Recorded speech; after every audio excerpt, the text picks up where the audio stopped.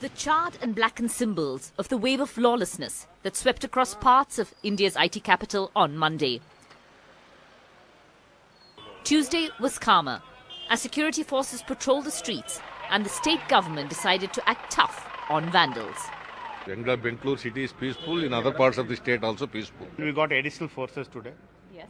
7 companies of RAF have Yes. Additional companies have arrived. Yes. Yeah. Okay. So they have all been deployed. All of them have been deployed. In western and northern Yes. part of Bengaluru.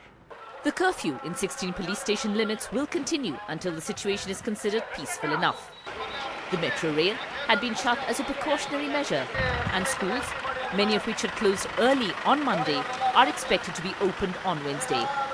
Normal life had certainly been disrupted by the protests.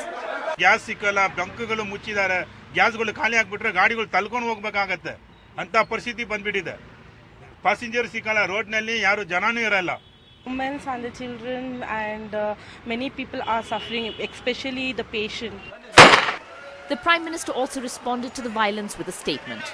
I appeal to the people of the two states to display sensitivity, keep in mind their civic responsibility.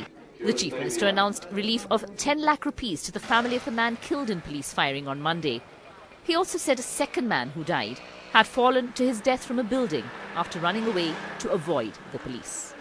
The state government had an emergency cabinet meeting and it was decided to be very, very strict against those who indulged in vandalism, more than 300 of them arrested so far. A bid to restore the image of the city of Bengaluru, badly battered by the events of Monday. With Alphonse Raj, Maya Sharma in Bengaluru for NDTV. Right, that was Maya Sharma, my colleague's ground report from here in Bengaluru. We are live with the special edition of Left, Right and Centre tonight with Maya.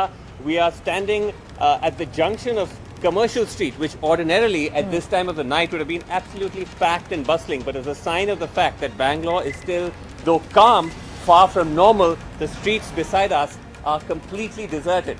Now, the state government has been patting itself on the back, saying that they've managed to get the situation under control because they've made over 300 arrests and they've enforced finally the writ of the law and not the writ of the mob. But Maya, many questions still remain unanswered. Oh, absolutely, because it was a time which brought Bengaluru to an absolute standstill. Were the authorities not really able to stop all that violence, stop all that protest? And the big question really is, who was behind it all? We used to see these bike loads of people waving the red and yellow Karnataka flag, going around, but apparently free to do what they wanted to do. So really, who were these people? Who were these people actually responsible for this violence, for that arson that brought Bengaluru to a standstill? Sonal reports on actually who was behind this violence. For 24 hours, Bangalore held hostage by these men in red and orange scarves, the colours of Karnataka. But who are they, and how were they allowed to go on a rampage? The police say that they are identifying them through videos and have already made over 300 arrests. The finger of suspicion, they say, falls on pro-Kannada fringe outfits. These agitations are been sponsored by various pro-Kannada organizations. Okay. In the past, groups like Vatal Paksha and Jai Karnataka have made insightful statements triggering violence. But when confronted, these groups deny charges. Swamin Organization ಸೇರಿ ಕನ್ನಡ ಒಕ್ಕೂಟ ಅದರಲ್ಲಿ 9ನೇ ತಾರೀಕು ಇದೇ ತಿಂಗಳು 9ನೇ ತಾರೀಕು ಇಡೀ ಕರ್ನಾಟಕ ರಾಜ್ಯ ಬಂದ್ ಕರೆದಿದ್ದೇವೆ. ಈ ಬಂದ್ ಕರೆದಾಗ ಬೆಳಗ್ಗೆ 6ರಿಂದ ಸಂಜೆವರೆಗೆ ಒಂದು ಸಣ್ಣ ಇನ್ಸಿಡೆಂಟ್ ಆಗಲಿಲ್ಲ. ಮತ್ತು ಅದಕ್ಕೆ ನಾವೇ ಹೇಳಬೇಕು, ಅದು ಪೊಲೀಸ್ ಹೇಳಬೇಕು. ಅವರು ನಾನು ಅದಕ್ಕೆ ಕೇಳ್ತೀನಿ, ಬೇಕಾದ್ರೆ ಒಂದು ಜುಡಿಷಿಯಲ್ ಪ್ರೋಬ್ ಆಗಲಿ. ನಮ್ಮ ಸಂಘಟನೆಯಲ್ಲಿ ಕಲ್ಲು ಹೊಡೆಯುವಂತದ್ದು, ಬೆಂಕಿ ಹಚ್ಚುವಂತ ಕೆಲಸವನ್ನ ನಾವು ಯಾರು ಸಹ ಮಾಡಲ್ಲ. ನೆನ್ನೆ 2 hours ಡಿಜಿ ಜೊತೆಲಿದ್ದೀವಿ. ಅವ್ರು ಹೇಳಿದ್ದನ್ನ ನಾನು ಒಪ್ಕೊಳ್ಳೋದಿಲ್ಲ, ಬಲವಾಗಿ ಖಂಡಿಸ್ತೀನಿ. But as proof, the police points the areas most affected by the violence denoted by the 16 police stations under curfew. These are mostly the central, north and west of the city where they claim pro-Kannada outfits are the strongest. The epicenter, bus stand in West Bangalore where buses from Tamil Nadu are parked. But the police are still not able to explain why, when they knew the stronghold of troublemakers, did they not protect these areas or make preventive arrests? With camera person Sanjay Mandal, Sonal Matharu for NDTV. Will you do GVL? Right. So serious questions there arising about how these mobs, these splinter outfits virtually had the writ of the city. We're going to get into that in depth and much more in the next half an hour with a special panel, Maya and me.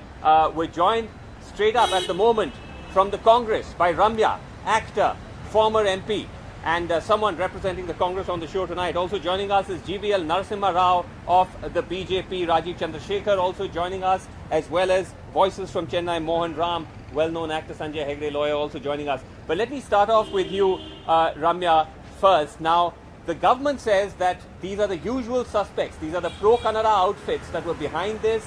They say they made over 300 arrests, mostly from the areas, the central and north areas, which they say are their stronghold. But the question then remains as to why, if all this was known, let me go to GVL Narasimha Rao for this first. The question then remains, GVL Narasimha Rao, if all this was known, how did the state government then allow these groups the run of the city for 24 hours? Yes, Srinivasan, there seems to be complete chaos in not being able to understand the gravity of the situation, not being able to control it. Certainly, I don't want to make this issue political at this stage. This is not warranted, but certainly the state government needs to learn from its mistakes. Yesterday, there was confusion that writ large everywhere. Delhi police, Bengaluru police, and the Home Minister were not on the same page. There were reports of Section 144 having been imposed all through the day. But then police came up and said, no, there is no Section 144 under CRPC. We have not imposed it anywhere. An hour later, they retract their position. So I think the police and the government did not get their act together. This is a time when they should try and keep the tempers down and resolve the issue through dialogue and also by appealing to the Honorable Supreme Court. Supreme Court has already revised its order, but at the same time Supreme Court was very harsh in the manner that violence was allowed to happen and violence was not controlled. Yes. Well, JVL, just a second, just hold on. Maya has a question for Ramya. If we could get to Ramya now. Ramya, of course, this is a Congress-ruled state. It was the Congress government which actually did fail to maintain the peace. Now, you yourself are an outspoken representative of the Congress party, got yourself into a little bit of a controversy not so long ago on the sedition case. Your thoughts on the protests that have been going on? You represented Mandya as an MP between 2012 and 2013. How do you respond to what has been happening on this entire Cauvery issue, the violence and the protests?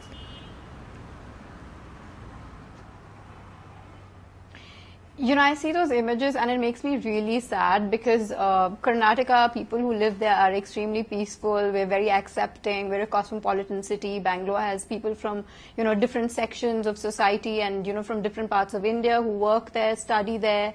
And it is a very peaceful city, and it makes me really sad to see those images. And whoever's causing violence, I think they speak for themselves, Maya. I don't think it speaks for Karnataka on the whole or Kannadigas on a whole.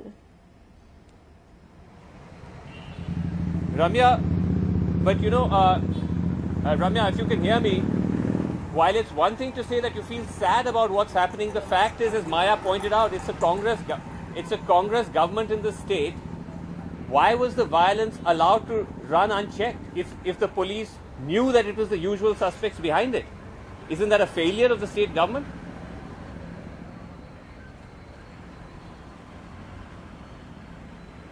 Well, like you just saw Srinivasan on TV, none of them are accepting that any of their people did anything wrong. So who are those individuals who are arrested and which group did they belong to? That has to be investigated, because as Vatal Nagaraj is saying or Sara Govind is saying, they're saying their organizations were not involved in any kind of violence. And it is true that when Bandh happened, the police told Maya that it is the pro-Kannada group. Nothing. So the police are saying that, in which case... Well, they haven't specified which group, and if they know who these people... They should have restrained them, and they should have cracked down on them if they knew that they were going to be doing something violent. But they have arrested 300 people now, and therefore I think those people, it should be investigated who they were a part, which organization they were from. Okay. Rajiv Chandrasekhar, if I could just come to you now as somebody who is a long-time Bengalurian. What does this really mean for the city going ahead? Because there's a certain image associated with Bengaluru, a certain international cosmopolitan image as the IT capital of the country. Can the city recover from this? Also, just to add, Maya, ASSOCHAM has estimated that almost 21 to 25,000 crores has been lost, Rajiv Chandrasekhar, just in this one day of violence. Yeah, but Srinivasan, I want to go back to the question that you asked, Ramya. And there is something very, very mystifying and mysterious about yesterday. The government goes to the Supreme Court and says we cannot implement the order because of fear of violence. I mean, that is what the government says in front of the Supreme Court. So they obviously knew that there was going to be some sort of a law and order problem. There is a legitimate question that needs to be asked to the Chief Minister and the Home Minister. What were they doing when they went to the Supreme Court, knowing fully well there is going to be this kind of vandalism and unrest? Why did it take 9 hours for the police to do what they are doing now so effectively? But the police they're completely implementing law and order today.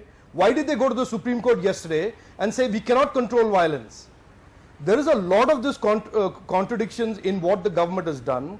I am amongst those who believe that this was not spontaneous, this was organized, this had a political motive behind it to create chaos, create vandalism, what was the motive? And then go out there and say what was the political motive? The motive organized by whom? And organized by whom, Rajiv? Who do you think is behind it? What are you saying exactly? No, so look, Srinivasan, if the government goes in the morning to the Supreme Court and says we cannot implement the Supreme Court order because of violence, it suits them well to have 8 hours of violence. Let me just say that. Now, I don't have evidence that the government did it. I don't know who in the government or which elements in the government did it. But yes. No, that's a serious but allegation. It suits the government perfectly fine. We should get Ramya a chance to respond. to that. Ramya, respond to this suggestion that a conspiracy theory actually, that the government itself engineered the violence so they can turn around and say, look, this is exactly what we told the court. If you push us to release the water, there will be violence.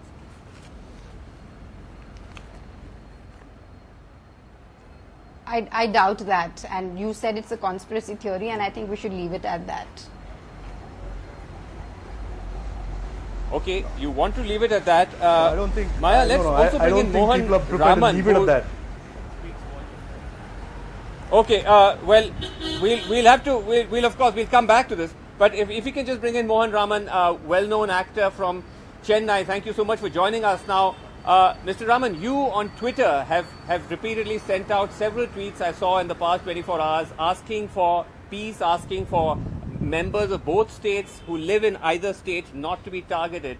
But why is it that so many other members of the film fraternity, whether it's in Tamil Nadu or in Karnataka, feel the need to play this chauvinistic card? It's happened in the past as well, it's happening again. Why is that? I don't know. Most of my colleagues whom I have been interacting with have all appealed for peace. In fact, even now, all I'm telling, requesting, pleading with my friends across the border in Karnataka, don't open the dam, open your hearts. First, open your hearts. And to the people here, don't wait to receive water, wait to receive them, receive their love, receive their understanding. What is this? It is because this situation has become political. From politics it went to legal, and then it's gone on and on and on, and for 3-4 generations. And these riparian state problems are not going to be resolved that easily. But we as individuals have to sit across. Okay. Now the only answer you will find is when you interrogate those 300 odd people who have been arrested in Karnataka and the people here who have been arrested, interrogate them and find out who they are. I bet you they are not farmers. Yes. Who should be affected by Find out who Cauvery? they are. Whichever side it is. As the DGP they are not the farmers. As the DGP was telling me earlier, it is pro-Kannada groups, but also mixed with a lot of vandals, a lot of antisocial elements of the term you use, not necessarily just pro-Kannada groups. The Kannada film fraternity did take a big part in the protests here, with several leading actors actually taking part in these protests. But getting the legal angle in. I mean, a lot of this battle has been fought out on the streets, of course, but also in the courts. Now, Sanjay Hegde, an advocate, has represented Karnataka for many years. He joins us now. Mr. Hegde, among the slogans being shouted by protesters, apart from slogans against the Tamil Nadu government, there were slogans also against the legal team in the Supreme Court, the feeling that it had been a failure of presentation of Karnataka's case. Your thoughts on that? Well, I think that is absolutely wrong. One thing I'd like to clarify is that I have not handled the case for the last 6 years or so. But having said that, I must assure the people of Karnataka that they have probably the best orchestrated water lawyers in the country. They are people who have grown with the case for a long time, and they are led by somebody who is almost the Bhishma Pitamaha of the legal fraternity. It is not as if those who lead the team want the case. They are people who are doing us a favor by continuing for the state, and they have fought for this cause for a very long time. The little things, sometimes you win in court, sometimes you don't win in court, and there are skirmishes that that may be lost. But as far as the battle is concerned, as far as the long hard battle is concerned, Karnataka has substantially won. But these are not matters for legal skirmishes and battles alone. These are matters which require statesmanship and, as somebody else put it, an opening of hearts. These I have said it on another channel that some of the best statesmanship was shown by the late MGR, who, I am informed, whenever such a problem came, he used to come to Karnataka, meet the Chief Minister of the day, have a hearty meal and say nothing, and he would go back. The Chief Minister of Karnataka then would understand exactly why he came. He would tell his engineers, whatever is possible, do it.